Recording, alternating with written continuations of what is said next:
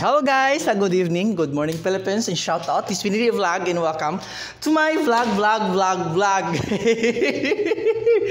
And thanks for coming guys. Ngayon po ay magluluto pa ako ng tinulang isda. Siyempre, nilagyan ko ng talong. Sarap ng talong, no? Sana all may talong nilagay ng tinulang isda. Ngayon ko palang nagluluto ng tinulang isda na may talong. And shoutout sa mga nag-BG, sa mga silent viewers, likers, and commenters.